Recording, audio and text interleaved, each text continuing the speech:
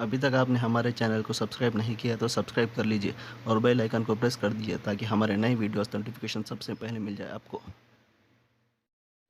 बिस्मिल्लाहिर्रहमानिर्रहीम नहमदुहु व नुसल्ली अला रसूलिनल करीम अम्मा बाद। सिलसिले तज़किरे मजालिस नबविय्या सल्लल्लाहु अलैहि वसल्लम में आज 2 मजलिसें एक साथ होंगी।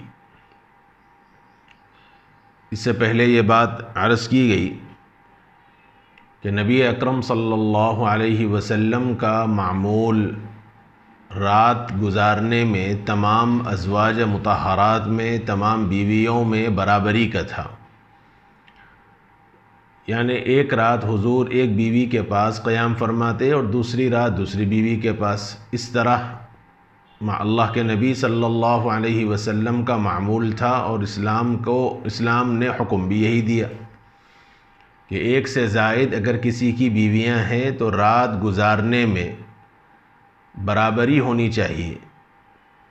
और अगर कोई आदमी इस तरह का अदल नहीं करेगा और बीवियों के दरमियान इस तरह का इंसाफ और मुसावात और बराबरी कायम नहीं रखेगा तो हदीस पाक के अंदर रसूलुल्लाह सल्लल्लाहु अलैहि वसल्लम ने फरमाया कि कल क़यामत के दिन वो इस हाल में आएगा कि उसका एक हाथ शल होगा, यानी वो फालिज ज़दा, एक जिस्म का आधा हिस्सा उसका काम नहीं करेगा। और ये अलामत होगी क़यामत के दिन, पहचान होगी कि ये आदमी एक से ज़ायद बीवियां रखता था लेकिन उनके दरमियान अदल व मसावात और इंसाफ कायम नहीं रखता था। अल्लाह के नबी सल्लल्लाहु अलैहि वसल्लम ने अपने अमल से उम्मत को एक एक बात का सबक दिया और ये सबसे बड़ी दलील है उम्मत के वास्ते कि एक से ज़ायद आदमी निकाह करे, अगर हाजत हो, उसकी ज़रूरत महसूस करे तो निकाह करे। इस्लाम ने 4 निकाह की ज़रूर इजाज़त दी है, लेकिन अदल व मुसावात और इंसाफ और बराबरी का फिर वो हुक्म दिया है जिसका पूरा करने पर इस्लाम ने इजाज़त दी है कि आदमी एक से ज़ायद निकाह करे। और अगर अदल व इंसाफ और मुसावात कायम नहीं कर सकता, बराबरी नहीं कर सकता, तो फिर कुरान मजीद ने साफ ये हुक्म फरमाया व इन खिफ्तुम अल्ला तअदिलू फवाहिदतन। और अगर तुम्हें इस बात का डर महसूस हो, खदशा महसूस हो, ये ख्याल महसूस हो कि तुम एक से ज़ायद बीवियों के दरमियान अदल कायम नहीं कर सकते, तो फिर एक ही पर इक्तिफ़ा करो, फवाहिदतन, तो फिर एक ही को इख्तियार करो, एक से ज़ायद को निकाह में न लाओ। बहरहाल अल्लाह के नबी सल्लल्लाहु अलैहि वसल्लम का मामूल यही था कि हुजूर अज़वाज मुतहरात के दरमियान इंसाफ और बराबरी फरमाया करते और शब्बाशी फरमाया करते। एक रात एक बीवी के पास और दूसरी रात दूसरी बीवी के पास। ये वाक़या जिस दिन पेश आया ये हज़रत आयशा रज़ियल्लाहु अन्हा के पास की बारी थी। साहिब किताब फरमाते हैं सिद्दीक़ा आयशा रज़ियल्लाहु अन्हा के घर आज रहमत आलम सल्लल्लाहु अलैहि वसल्लम की रात को क़याम की बारी थी। हस्ब मामूल आप सल्लल्लाहु अलैहि वसल्लम ने आराम फरमाया। रात को जब सिद्दीक़ा आयशा की आँख खुली तो बिस्तर पर शौहर नामदार को न पाकर उनको ख़याल हुआ कि शायद किसी और ज़ौजे मुतहरा के घर तशरीफ़ ले गए हैं। चुनाचे आप सल्लल्लाहु अलैहि वसल्लम की तलाश में वो उसी वक्त घर से निकल गईं, लेकिन आप सल्लल्लाहु अलैहि वसल्लम को कहीं न पाकर वापस आ गईं। वापसी पर क्या देखती हैं कि आप सल्लल्लाहु अलैहि वसल्लम उन्हीं के कमरे में सजदे की हालत में हैं और आप सल्लल्लाहु अलैहि वसल्लम की ज़बान मुबारक से ये दुआ जारी है। चूँकि औरत बहुत ज़्यादा बाग़ैरत होती है और ख़ास तौर पर सौतनों के अंदर तो ये चीज़ें थोड़ी ज़्यादा ही होती हैं। अज़वाज मुतहरात अगरचे के उम्महातुल मुमिनीन हैं, अल्लाह के नबी सल्लल्लाहु अलैहि वसल्लम की ज़ौजे मुतहरा हैं, लेकिन इंसानी तकाज़े के एतबार से एक तरह का ख़याल दिल के अंदर आना फितरी चीज़ था। और ये गैरत की बात थी कि हज़रत आयशा सिद्दीक़ा रज़ियल्लाहु अन्हा ने यह ख्याल किया कि कहीं अल्लाह के नबी सल्लल्लाहु अलैहि वसल्लम आज मुझे छोड़कर किसी और बीवी के पास तशरीफ़ तो नहीं ले गए, तो तलाश करने के लिए निकली। और चूँकि अज़वाज मुतहरात के घर कहीं दूर दूर नहीं थे, बिल्कुल बाजू बाजू लगे हुए थे। अगर पुराना नक्शा आप देखें मस्जिद नबवी का, अल्लाह के नबी के दौरे नबूवत का, तो तमाम अज़वाज मुतहरात के घर एक दूसरे से बिल्कुल मिले हुए और मुत्तसिल थे, तो एक दूसरे के घर में आसानी के साथ देखा जा सकता था। तो हज़रत आयशा अल्लाह के नबी की तलाश में निकली, लेकिन जब महसूस हुआ कि हुजूर कहीं और नहीं है तो अल्लाह वापस अपने घर आ गई। और जब वापस आई तो देखा कि अल्लाह के नबी सल्लल्लाहु अलैहि वसल्लम सजदे में तशरीफ़ फरमा है।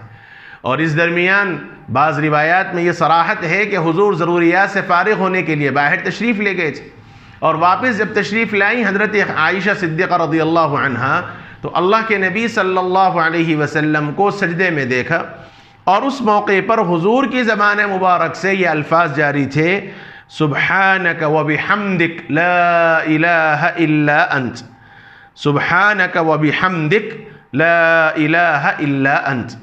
ए अल्लाह, तमाम पाकी और तारीफ़ें आप ही के लिए हैं, आपके अलावा कोई माबूद नहीं है। यह मुस्लिम शरीफ की रिवायत है। हज़रत आयशा फरमाती हैं, जब आप सल्लल्लाहु अलैहि वसल्लम ने सलाम फेरा तो मैंने कहा कि सरकार, मेरे माँ बाप आप पर कुर्बान, आप किस काम में मुनहमिक थे और मैं आपके मुताल्लिक़ क्या सोच रही थी। यानी मैं आपके मुताल्लिक़ कोई और ख़याल में मुब्तला हो गई थी, और आप हैं कि अल्लाह की इबादत में लगे हुए हैं। गोया ये माज़रत का अंदाज़ है, ये खुशी का अंदाज़ है हज़रत आयशा सिद्दीक़ा रज़ियल्लाहु अन्हा का, कि हुजूर के सामने अपने दिल की बात ज़ाहिर कर दी कि मैं आपके मुताल्लिक़ बदगुमानी में मुब्तला हो गई थी, और आपका ये आलम है कि आप अल्लाह की इबादत में लगे हुए हैं। इस वाक़ये से जो ये सबक मिला वो ये है कि इंसान किसी के मुताल्लिक़ अव्वलन तो बदगुमान ना हो, बदज़नी पैदा ना करे, और अगर बदगुमानी किसी एतबार से दिल के अंदर आ भी जाए तो फिर फौरी सराहत कर देनी चाहिए, फौरी वजाहत कर देनी चाहिए कि मुझे आपके मुताल्लिक़ इस तरह का ख़याल दिल में आ गया था, लेकिन अब चूँकि मामला वाज़े हो चुका है इसलिए मैं आपसे माफ़ी चाहता हूँ। इसलिए ये इसका भी एहतमाम करना चाहिए। एक दूसरा अमल जो दूसरी मजलिस है जिसका उन्वान है, इस अमल से तुम जन्नत में मेरे साथ रहोगे, इस अमल से तुम मेरे साथ जन्नत में रहोगे। हर उम्मती की सबसे बड़ी तमन्ना यह है कि कल आका का रिफ़ाक़त और कल आका का साथ जन्नत के अंदर उसको नसीब हो। यह हर उम्मती की ख्वाहिश भी है और होनी भी चाहिए। एक उम्मती के सबसे बड़ा जज्बा और सबसे बड़ी ख्वाहिश तो अपने आका की सुहबत और आका का साथ है। मेरे आका ने उम्मत के वास्ते एक सबक दिया है और एक बात बतलाई है कि ये अमल अगर इंसान इख्तियार करेगा तो कल क़यामत के दिन जन्नत में रसूलुल्लाह सल्लल्लाहु अलैहि वसल्लम का साथ नसीब होगा। हज़रत रबिया इब्न कअब अस्लमी रज़ियल्लाहु अन्हु का मामूल था कि वो रात को आप सल्लल्लाहु अलैहि वसल्लम के साथ आराम करते और आपके लिए वज़ू और इस्तिंजा के लिए पानी का इंतज़ाम करते। आप सल्लल्लाहु अलैहि वसल्लम के साथ आराम करने का मतलब हुजूर के घर में नहीं, बल्कि मस्जिद नबवी के उस हिस्से में जहाँ बिल्कुल अल्लाह के नबी सल्लल्लाहु अलैहि वसल्लम का हुज्र मुबारका करीब था, ताकि हुजूर के उठने की इत्तला इनको हो जाए, ये अंदाज़ था। और इनकी ज़िम्मेदारी थी अल्लाह के नबी सल्लल्लाहु अलैहि वसल्लम के लिए वज़ू का और इस्तिंजा के लिए पानी का इंतज़ाम फरमाते। एक रात उनकी इस बेलौस खिदमत के जज्बे से खुश होकर आप सल्लल्लाहु अलैहि वसल्लम ने उनसे फरमाया कि मुझसे जो मांगना है मांगो। रहमत आलम के ज़बान मुबारक से इतनी बड़ी सआदत की बात सुनी कि चूँकि अल्लाह के नबी ने उनको मामूर नहीं किया था, उनको किसी ने मुतय्यन नहीं किया था, ये अपने जज्बे से अपनी खुशी से अल्लाह के नबी सल्लल्लाहु अलैहि वसल्लम की खिदमत में यह काम किया करते। तो हुजूर ने एक मर्तबा जज्बे से सरशार होकर यूँ फरमाया कि रबिया, आज तुम जो मांगोगे तुम्हें मिलेगा, तुम क्या मांगना चाहते हो मांगो। हज़रत रबिया ने इस मौके पर बड़ी अजीब बात फरमाई।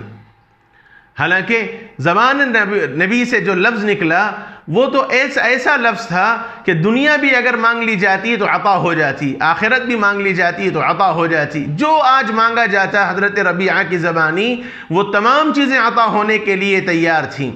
हज़रत रबीआ रज़ियल्लाहु अन्हु के उस ईमान पर सलाम हो जिन्होंने अपने नबी की रिफ़ाक़त का, जिन्होंने अपने नबी से मोहब्बत का और जिन्होंने अपने नबी से इसकी सोहबत का सही हक़ अदा कर दिया।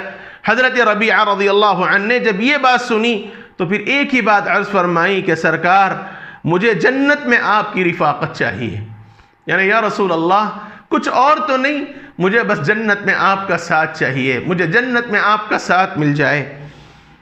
आप सल्लल्लाहु अलैहि वसल्लम ने पूछा कि इसके अलावा कुछ और, कि भाई ये चीज़ तो बात की चीज़ है, कोई और चीज़ जो तुम्हारी ज़रूरत की है वो बतलाओ, तुम्हें कोई और चीज़ चाहिए? तो उन्होंने अर्ज़ किया कि बस यही चाहिए या रसूल अल्लाह, कुछ और नहीं चाहिए। हुजूर असल ये फरमाना चाहते थे कि दुनिया की कोई ज़रूरत का तकाज़ा हो, दुनिया में कोई और चीज़ की बात हो तो बतला दो, ताकि तुम्हारी ज़रूरत पूरी कर दी जाए, तुम्हारी मदद कर दी जाए। और इसीलिए हुजूर ने पूछा कि कुछ और भी चाहिए? तो उन्होंने अर्ज़ किया कि नहीं या रसूल अल्लाह, बस यही एक तमन्ना है कि जन्नत में मुझे आपकी रिफ़ाक़त, आपका साथ चाहिए और आपका साथ मिल जाए, बस यही है तमन्ना, इसके अलावा कुछ और नहीं है। तो रसूलुल्लाह सल्लल्लाहु अलैहि वसल्लम ने इरशाद फरमाया, ये अमल है आका का, जो जन्नत में रिफ़ाक़त चाहता है, नबी की जन्नत में जो सोहबत चाहता है, अल्लाह के नबी ने क़यामत तक आने वाले हर उम्मती के वास्ते ये पैगाम दिया। फरमाया कसरत सुजूद से तुम, आप सल्लल्लाहु अलैहि वसल्लम ने इरशाद फरमाया, कसरत सुजूद से तुम मेरी मदद करो, यानी नमाज कसरत से पढ़ा करो, फ़राइज़ की अदायगी, सुनन की अदायगी, नवाफिल की अदायगी, कसरत से तुम सजदे किया करो, इस अमल से तुम जन्नत में मेरे साथ रहोगे। यह मुस्लिम शरीफ की रिवायत है।